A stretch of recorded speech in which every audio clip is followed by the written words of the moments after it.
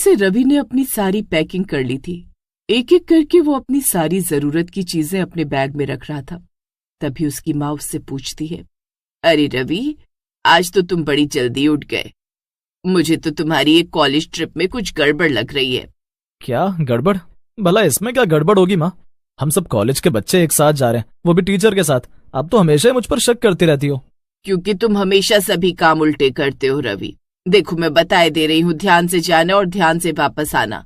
पहाड़ों पर जाना कोई खेल नहीं है। अरे हाँ मेरी माँ, बिल्कुल चिंता मत करो। चलो अब मैं जा रहा हूँ, ठीक है? रवि बैग लेकर घर से निकल जाता है। थोड़ी दूर चलने के बाद देखता है कि आगे वाली गली में ही उसके दोस्त मीनाक्षी और श्याम खड़े थे। तीनों एक दूसरे को देखकर जोर से हंसते हैं।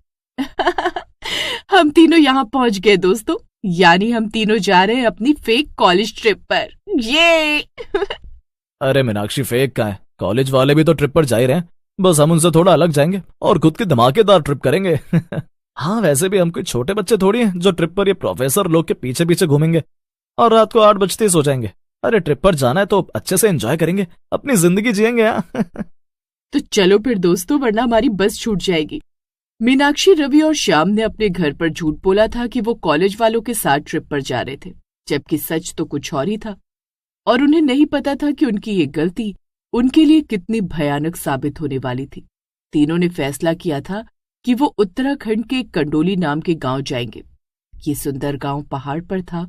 रवि ने पहले ही सब कुछ ऑनलाइन चेक कर लिया था। पूरे गांव में सिर्फ एक ही कॉटेज था जो अक्सर खाली रहता था। रवि ने कॉटेज के मालिक को फोन करके बुकिंग भी करा ली थी। देखो दोस्तों, पहाड़ दिखने लगे। तुम दोनों एक्साइटेड हो ना अपनी इस ट्रिप के लिए? मगर रवि श्याम और मीनाक्षी की बातों पर ध्यान नहीं दे रहा था। ऐसी वीरान पहाड़ की चोटियां उसने पहले कभी नहीं देखी थी। दूर दूर तक गांव दिखाई नहीं दे रहे थे। ये सब रवि को बड़ा अच्छा लग रहा था। पूरे 6 घंटे के सफर के बाद रवि, श्याम और मीनाक्षी अपने स्टॉप पर पहुंच जाते हैं। बाहर शाम का अंधेरा आसमान में छाने लगा है और जैसे ही वो लोग बस से उतरते हैं, यहाँ तो घर नहीं दिखाई दे रहे हैं रवि, और ना ही कोई गांव वाला। बस ने हमें काफी पहले उतार दिया क्या? अरे नहीं श्यामो, हम सही उतरे हैं। गांव तक जाने के लिए ये जंगल वाले रास्ते से थोड़ा चलना पड़ेगा और फिर हमें हमारा कॉटेज दिख जाएगा। अच्छा, फिर तो जल्दी चलो, इससे पहले ज्यादा अंधेरा हो। यही सोचकर तीनों दोस्त उनके सामने जो पतला सा रास्ता जंगल से होकर गया था उस पर चलने लगते हैं। तीनों के लिए ये एक नया एक्सपीरियंस था और ये सब उन्हें बिल्कुल किसी एडवेंचर जैसा लग रहा था। लेकिन जब 1 घंटा लगातार चलने के बाद भी उन्हें गांव या अपना कॉटेज नजर नहीं आता तो उनका डर बढ़ने लगता है। रवि यार, 1 घंटे से चले जा रहे हैं, कहीं हम गलत रास्ते पर तो नहीं आ गए? कहीं इस जंगल में भटक तो नहीं गए? अरे भटक नहीं सकते श्यामू, लौटने का एक ही रास्ता है। अगर लगेगा भटक रहे हैं तो वापस चलेंगे, मगर मुझे लगता है हम सही जा रहे हैं। थोड़ा और दूर चलने के बाद रवि, मीनाक्षी और श्यामू को एक बोर्ड दिखाई देता है। उस पर लिखा था माया कॉटेज, थोड़ी दूर पर। अरे तूने सही कहा था रवि, वो देख अपने कॉटेज का बोर्ड आखिरकार मिल ही गया। क्या क्या हमारे कॉटेज का यही नाम था? रुको अभी फोन में चेक कर लेता हूँ। रवि फोन खोलता है मगर उसमें बिल्कुल नेटवर्क नहीं था।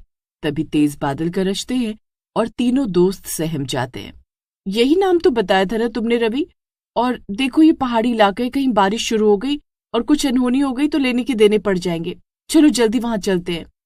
रवि को मीनाक्षी की बात सही लगती है, क्योंकि अगर यहाँ कुछ होता तब उनके घर वालों को भी उनके बारे में कभी पता न चलता। यही सोचकर तीनों दोस्त उस कॉटेज की तरफ चल देते हैं। थोड़ा आगे चलते ही उन्हें एक छोटा सा कॉटेज दिखाई देता है जिसकी हालत कुछ खास अच्छी तो नहीं थी। और इस वक्त मीनाक्षी, रवि, श्यामू को कुछ ना होने से यही बेहतर लग रहा था। कमाल है, फोन की तस्वीरों में तो एकदम नया सा लग रहा था और ये यहाँ सामने से कितना भूतिया सा लग रहा है। एक ही दिन में जाने हम कितने एडवेंचर करेंगे। पहले तो ट्रैकिंग कर ली और अब ये भूतिया कॉटेज में स्टे। अरे श्यामू, शुभ शुभ बोलो ना। तीनों बातें कर ही रहे थे कि तभी कॉटेज का दरवाजा खुलता है और एक बूढ़ी औरत बाहर निकलती है। ये देखकर तीनों एकदम चुप हो जाते हैं। तीनों के पास आकर वो दबी आवाज में कहती है, तुम तीनों का कमरा तैयार है। बारिश शुरू हो इसके पहले अंदर आ जाओ। सारी जरूरत की चीजें कॉटेज में ही मिल। इतना कहकर औरत दोबारा अंदर चली जाती है। तीनों उस औरत के पीछे अंदर जाते हैं। कॉटेज की एंट्रेंस किसी पुराने घर जैसी थी। वहीं पीछे एक छोटा सा दरवाजा था। तीनों वहीं खड़े हो जाते हैं और उस औरत के दोबारा आने का इंतजार करने लगते हैं। तभी अचानक से रिसेप्शन के पीछे जो दरवाजा था वो खुल जाता है और वही औरत वहां आ जाती है। उसके हाथ में एक ट्रे था। इसमें तुम्हारे कमरे की चाबियां हैं और नाश्ता। ओह वाह वाह आंटी, आपका शुक्रिया, हमें इसी की जरूरत थी। हॉल के आखिर में 3 कमरे हैं, तीनों आपस में जुड़े हुए हैं। अच्छा ठीक है आंटी, मैं जा रही हूँ, अपना ध्यान रखना। इतना कहकर औरत घूंघट को थोड़ा उठाती है और तीनों की तरफ मुस्कुराते हुए देखती है।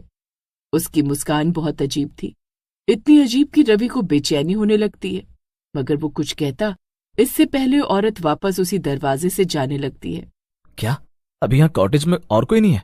और क्या पहले यहाँ कोई नहीं रुका? औरत बिना पीछे मुड़े कहती है, रुके थे, चले गए, अब तुम लोग जाओ। इतना कहकर वो औरत उस दरवाजे को खोलकर अंदर चली जाती है। श्यामू, रवि, मीनाक्षी एक दूसरे की तरफ देखते हैं। उन्हें थोड़ा अजीब तो लगता है, मगर फिर भी वो अपने कमरों में चले जाते हैं। जब रवि फ्रेश होकर बाथरूम से निकलता है तो थोड़ी देर बाद रवि के दरवाजे पर कोई दस्तक देता है। अरे अब तो सोने का वक्त हो गया। रवि दरवाजा खोलता है तो बाहर मीनाक्षी और श्याम खड़े थे और मीनाक्षी कुछ डरी हुई सी लग रही थी। अरे क्या हुआ, तुम दोनों यहाँ? दोनों कमरे के अंदर जाते हैं और दरवाजा बंद कर देते हैं। मुझे यहाँ कुछ ठीक नहीं लग रहा रवि। जब मैं अपने कमरे में गई तो मुझे नींद आने लगी, इसलिए मैं सो गई। मगर फिर मैंने एक बहुत डरावना सपना देखा जिसमें हम इसी कॉटेज में थे। यही 3 कमरे थे, ये तुम्हारा कमरा, श्याम का कमरा और मेरा, लेकिन हम तीनों फांसी पर लटके हुए थे। हम मर चुके थे। क्या? चुप हो जाओ मीनाक्षी, ये सिर्फ एक सपना था। रवि, यही नहीं, जब मैं अपने कमरे में बैठा फोन पर माँ से बात कर रहा था तो मुझे वो ऐसा एहसास हुआ जैसे कोई मेरे कमरे में हो। मेरे बाथरूम में से किसी के गुनगुनाने की आवाजें आ रही थी, मगर जब मैंने चेक किया तो वहां कोई नहीं था। अच्छा, मगर दोस्तों मुझे लगता है ये सिर्फ तुम्हारा भ्रम है।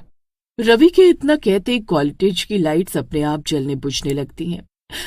बचाओ, देखो रवि, ये भ्रम नहीं, जरूर ये कॉटेज भूतिया है।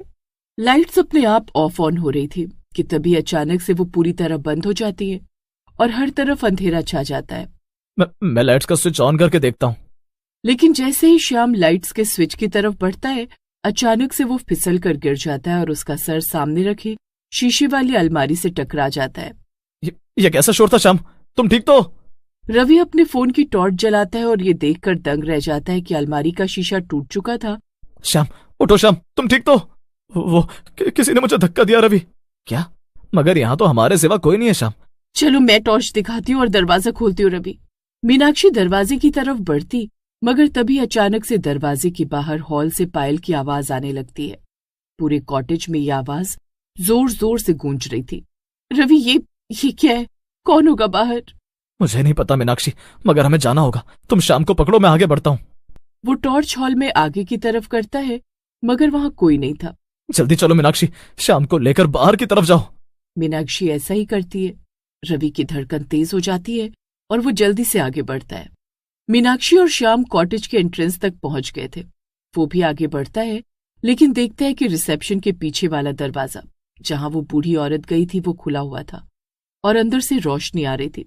चलो रवि, अब फिर हमें वापस ही आना होगा। तुम चलो मीनाक्षी, मैं अभी आया।